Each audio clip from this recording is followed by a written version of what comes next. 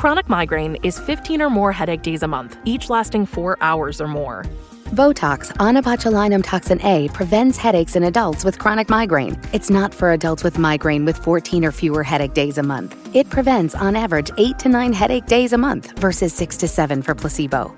Prescription Botox is injected by your doctor. Effects of Botox may spread hours to weeks after injection, causing serious symptoms. Alert your doctor right away, as difficulty swallowing, speaking, breathing, eye problems, or muscle weakness can be signs of a life-threatening condition. Patients with these conditions before injection are at highest risk. Side effects may include allergic reactions, neck and injection site pain, fatigue, and headache. Allergic reactions can include rash, welts, asthma symptoms, and dizziness. Don't receive Botox if there's a skin infection. Tell your doctor your medical history, muscle or nerve conditions, including ALS, Lou Gehrig's disease, myasthenia gravis or Lambert-Eaton syndrome, and medications, including botulinum toxins, as these may increase the risk of serious side effects. Ask your doctor and visit BotoxChronicMigraine.com or call 1-800-44-BOTOX to learn more. Hi, this is Ian Blurton from Ian Blurton's Future Now, and you're listening to the Brutally Delicious Podcast. 1, 2, 3, 4. The Brutally Delicious Podcast. The Brutally Delicious Podcast. The Brutally Delicious Podcast. The Brutally Delicious Podcast. 70,000 tons of metal. The original, the world's biggest heavy metal cruise. 60 bands, 4 days, 1 cruise ship, only 3,000 tickets. From Miami, Florida to Ocho Rios, Jamaica, January 30th to February 3rd, 2025. 5 days and 4 nights mingling side by side with your favorite artists in this incredible fan-friendly scenario that has no comparison. Go to 70,000tons.com and book your ticket now. Hey, let's talk about Ian Blurton and the futures now, or Ian Blurton's futures now, sorry. Crimes of the City, 2 days from now, right? Yes. Vinyl and cassette. Yeah, I was listening to it this morning, and it's just so groovy, I guess is a good word. It just brought me back. It's got a sort of a timeless guitar sort of chug to it that just reminded me of my youth. Right on. It's funny that people say that a lot, like that it brings back like a youthful thing. Oh, you've heard that before? I have actually, yeah, which is it's not something we're trying for, but it happens, and so no complaints. I think what it might be, and you can correct me if I'm wrong, but it's that guitar sound, right? It sounds like a Les Paul or Fender through a Marshall. That's exactly what it is. It's a Les Paul through a Marshall. Yeah, with the treble booster. Hear that? Everybody is always like now trying to be heavier, change things, model their sound, do whatever they're doing. But I think that is probably the connection. Right. Yeah, and also, I mean, there is a simplicity in the guitar sound. Like it's not like, like you say, like there's not too much gain and stuff like that. So it's so I think that's probably it too, yeah. So now that it's out and complete, and I mean, 2 days from now, how do you feel about it? Are you satisfied with the way it came out? Yeah, I am actually at this point. It's always a little weird when you're sending it into pressing and you're like, worrying about like the smallest little details, like is the mix okay, blah, blah, blah, that kind of stuff. But now it feels pretty good to be able to start playing the songs too, because, like you make a record and then once you start playing the songs live, they become their own thing anyways, Right. That's excellent. So I see you're doing it in blood splatter as well. How did that come about? Oh, well, just as a tie-in to the cover, there's a lot of blood on the cover.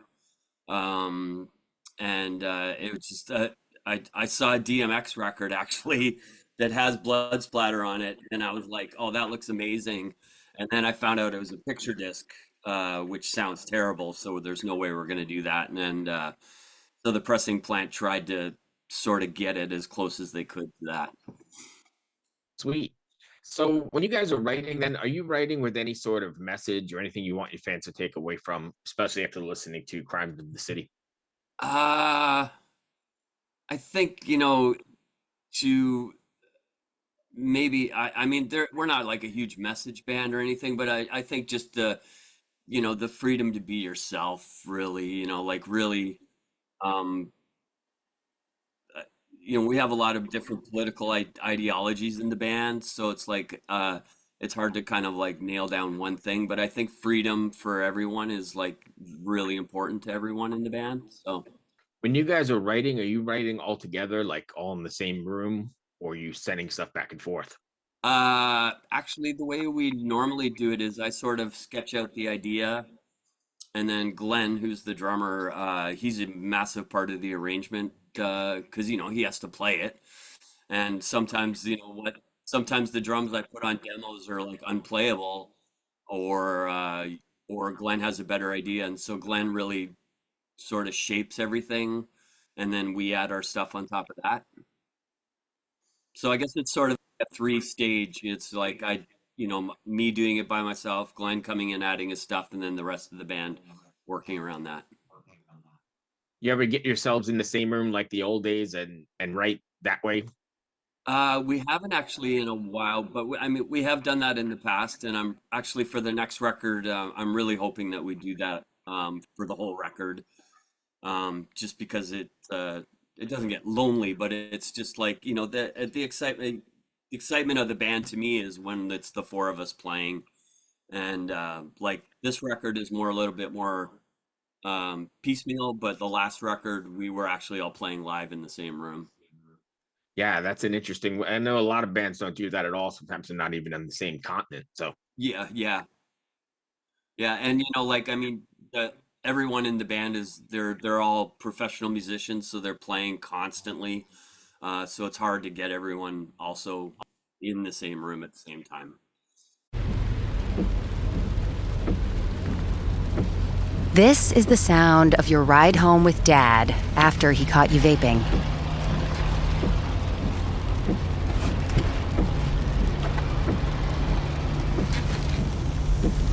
Awkward, isn't it?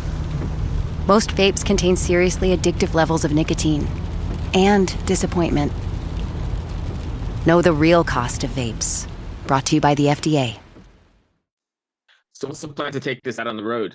You have plans for that? Yeah, I mean, we're doing dates right around Ontario and Quebec right now in Canada, and we'd like to do more, but you know, it's getting more and more expensive to tour. Um, you know, things like, you know, venues taking merch cuts now and all that kind of stuff really, you know, it makes it harder and harder. You know, I started in the 80s, and it was a lot easier to do back then. Yeah. And then plus in Canada, right, you have a huge stretch of nothing across the middle, right? So if you're trying to go to the other Oh, side, I've never been, but I've heard. oh, I don't think people even understand that like if you're doing a run from Toronto out west to Vancouver, which would be, you know, sort of Detroit to Seattle, let's say. It's 12-hour drives in between some of those. Like there's four shows in a row where it's like either 12 or 10 hours in between each show. So it's brutal. Yeah, that's what I've heard. When you guys are you writing the song, or when you're sketching the songs, are you writing them like how the song will come across in the live setting? Like this will be a good, I don't know, fist bump, breakdown, whatever, or are you writing the song for the song's sake and then translating it to the stage? I think it's the song's take and then translating to the stage. We actually just went through rehearsals, and it was like, oh, this is the first time I've actually sung and played this song standing up ever. So there's a lot of you know, you have to decide what parts are really important and what parts, you know, go Right. So you have to adapt them for the stage.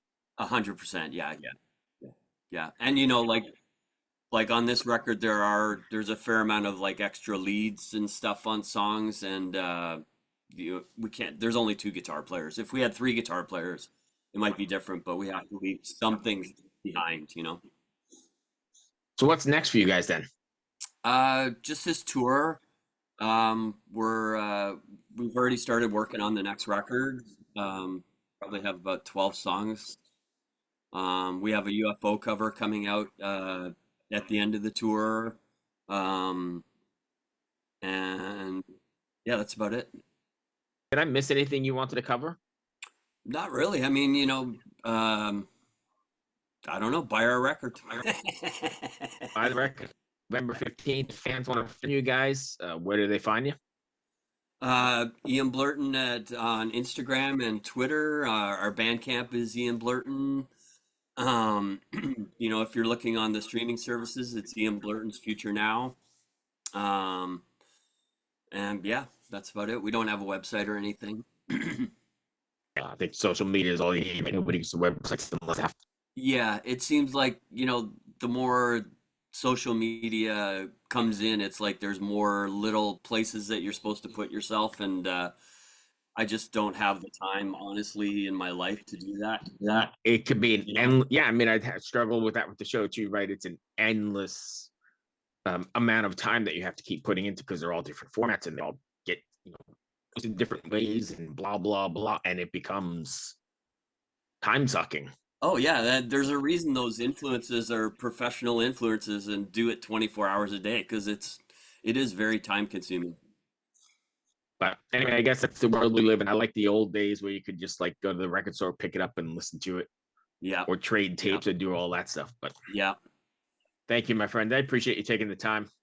Thanks for having me. I really appreciate it. Well, good luck with the record in 2 days. And thank you. Hope it does really. I hope so too. Fingers crossed. Hey everyone, this is Bjorn from Soulwork, and this is Brutally Delicious.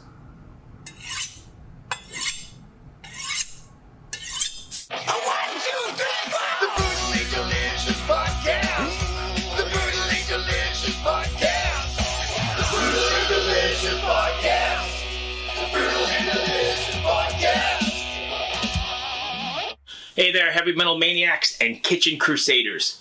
I'm Bruce Moore, the host of the Brutally Delicious podcast, where we whisk up a blend of metal and food to quench even the most discriminate tastes. Have you ever wondered what your favorite metal musician chows down on before they hit the stage to melt your face off? Well, look no further. Here at the Brutally Delicious podcast, we have cooking segments so brutal they'll make your oven want to headbang. From beefy, bodacious burgers to spicy, succulent salmon to kickin' caliente cauliflower and more. We mix metal and culinary creations, resulting in a feast for the senses. But wait, there's more. Hey, this is Michael Monroe. Brutally Delicious. Isn't that beautiful? See you down the road. Each week, I meet with the mammoths of metal for interviews that are spicier than a Carolina Reaper. Get the latest on their upcoming shows, behind-the-scenes stories, and if we're lucky enough, maybe they'll share a secret family recipe or two with us. You'll also want to check out our weekly album and show reviews, where we dice, slice, and serve up our unique takes on the latest metal releases. So grab your leather apron, crank the volume to 11, and subscribe to the Brutally Delicious podcast on your favorite podcast platform. It's sure to be a hell of a time. Oh, hey there. It's Tim from Protest the Hero. Now that you've seen my junk, I'm going to show you how to make a pizza. And you're watching Brutally Delicious. What's up, everybody? Max Cavalera, Soulfly, and you listen to Brutally Delicious podcast. Stay metal, motherfuckers.